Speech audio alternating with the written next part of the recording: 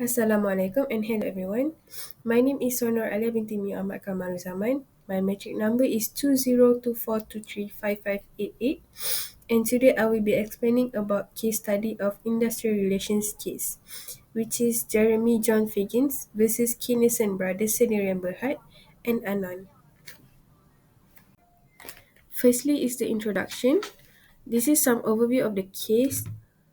Firstly, we have party involved, which is claimant by Jeremy John Figgins and defendant by Kinnison Brothers and Rian Berhad.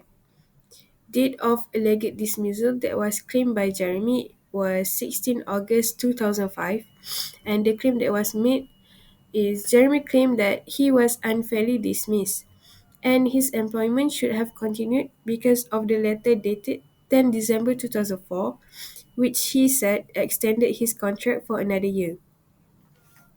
Legal reference in this case is Section 21 of the Industrial Relations Act 1967 relating to unfair dismissal and Section 114G of the Evidence Act 1950 regarding of failing to call a key witness. The relevance of this case to industrial relations is because it clarifies that fixed term contracts will naturally expire.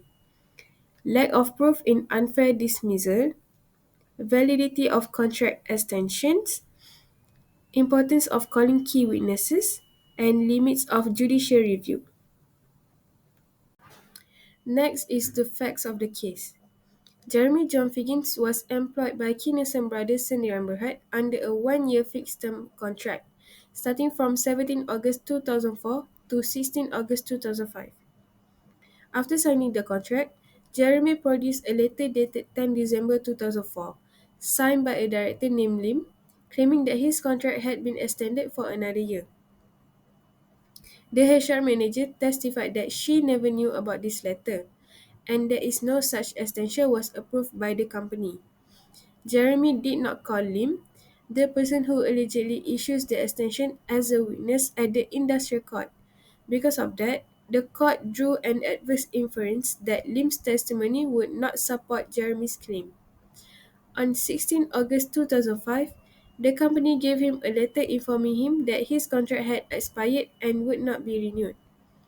Jeremy claimed this amounted to an unfair dismissal and brought the case to the industrial court.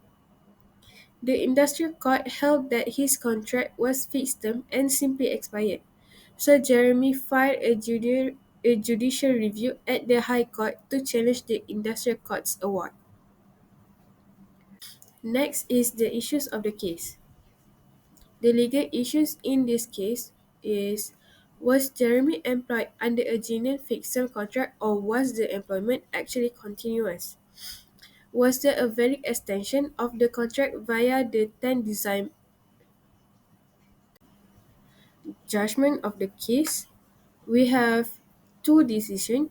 The first one is by the industrial court and the second one is by the high court because there is a judicial review in this case.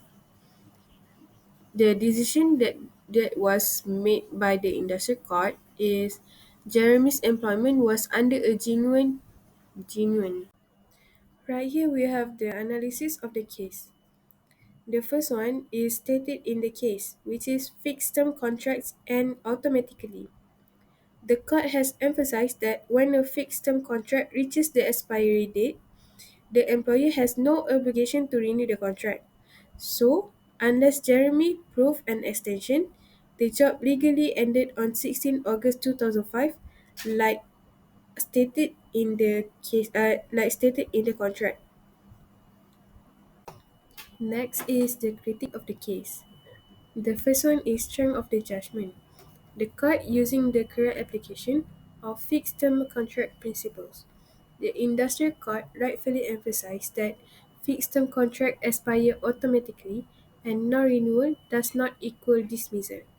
This aligns with Malaysian case law.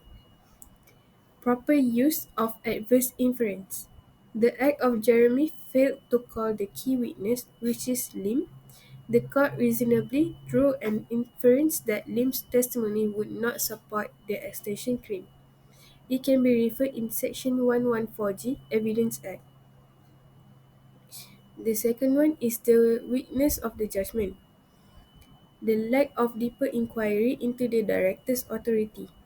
The court accepted too quickly that Lim lacked of authority. A stricter analysis of the company's internal decision-making structure might have been appropriate to confirm whether Lim had ostensible authority. Limited consideration of procedural fairness.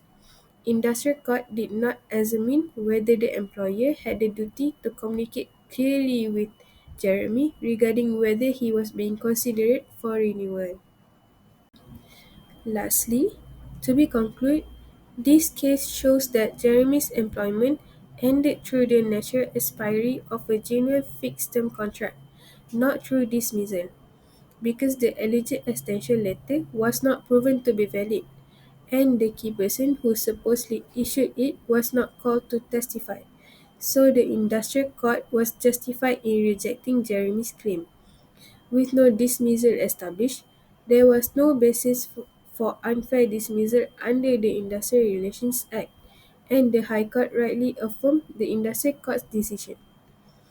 That's all from me. Thank you.